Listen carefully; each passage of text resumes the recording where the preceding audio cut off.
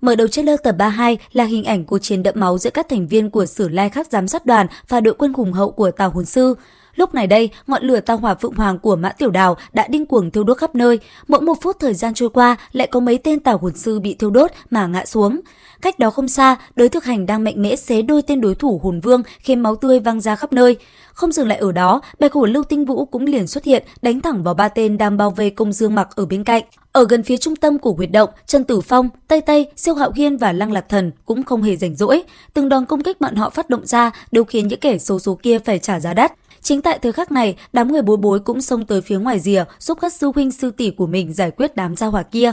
Đằng trước tam sinh trấn hồn đỉnh của Tiêu Tiêu đang phụ trợ chính là Hoắc Vũ Hạo, đôi mắt của hắn nhất thời lóe ra tia sáng màu tím ánh kim.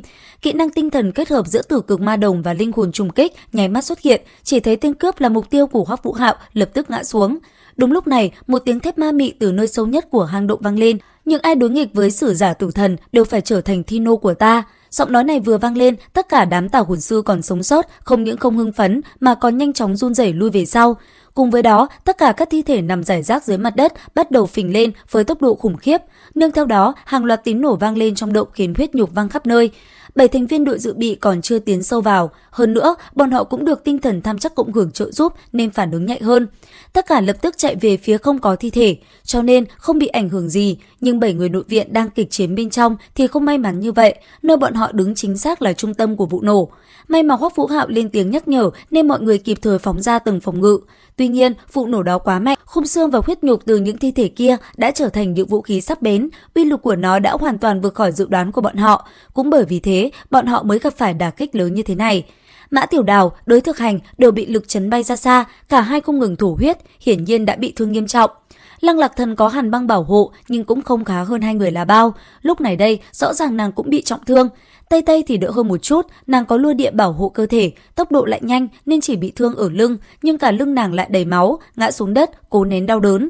Nhưng mấy người còn lại không may mắn như thế. Trần Tử Phong là chiến hồn sư hệ cường công, truy hồn kiếm của hắn cũng nào có kỹ năng bảo hộ. Cho nên, sau cơn bạo chấn, đùi phải của hắn không còn, hơn nữa còn bị kịch độc ăn mòn, không ngừng kêu gào thảm thiết. Đồng dạng ở bên cạnh, bụng và chân của Công Dương Mặc đều đã rách nát, kịch độc phát tán ra khiến hắn lập tức rơi vào hôn mê.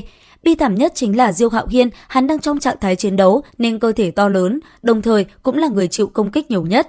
Nửa người đã bị nổ tan tành, đáng buồn nhất chính là mọi người phát hiện hắn không còn hơi thở của sự sống nữa. Tâm trạng của Huyền lão lúc này đã không thể dùng từ đau buồn phẫn nộ để hình dung nữa. Vài ngày nữa, đám nhóc này phải dự thi đấu hồn đại tái rồi, vậy mà hôm nay 6 người trọng thương, 1 người bỏ mạng. Huyền lão gầm lên một tiếng, tên Tào Hồn Sư sở hữu 5 hồn hoàn từ sâu trong huyệt động trong nháy mắt bị ông kéo ra ngoài. Thế nhưng, tên gia hỏa kia phản ứng rất nhanh, hắn lần nữa muốn bạo kích mấy thi thể còn sót lại cùng với nửa người khổng lồ của Diêu Hạo Hiên. Huyền lão cũng nhạy cảm không kém, tên Tào Hồn Sư kia rõ ràng không quan trọng bằng các đệ tử còn lại, đã có thảm kịch kia, lão làm sao có thể để phát sinh thương vong nữa. Bởi vậy, lão vung tay lên, một luồng ánh sáng màu trắng nháy mắt xuất hiện, bao phủ lấy thi thể Diêu Hạo Hiên, nhưng nhân cơ hội đó, tên Tào Hồn Sư kia đã bỏ chạy, không chỉ vậy, còn túm theo Hoắc Vũ Hạo rồi biến mất.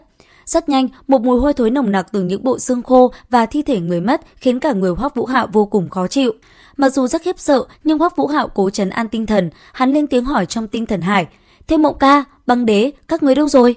"Vũ Hạo, đừng nôn nóng, lát nữa Băng Đế sẽ tạm sử dụng cơ thể của đệ. Lần này thật có chút phiền phức, luồng hồn lực đầy mùi máu tanh kia có chút đặc biệt. Hơn nữa, tu vi của ngươi còn thua kém đối thủ, nếu mạo hiểm sử dụng năng lượng Băng Đế phong ấn trong cơ thể đệ, chắc có lẽ sẽ để lại chút thương tích, đệ phải chuẩn bị tâm lý." "Thiên Mộng ca, Băng Đế, hai người không cần lo lắng cho ta, cứ ra tay đi, phải báo thù cho những người đã mất, không thể để tên này tiếp tục sống nữa."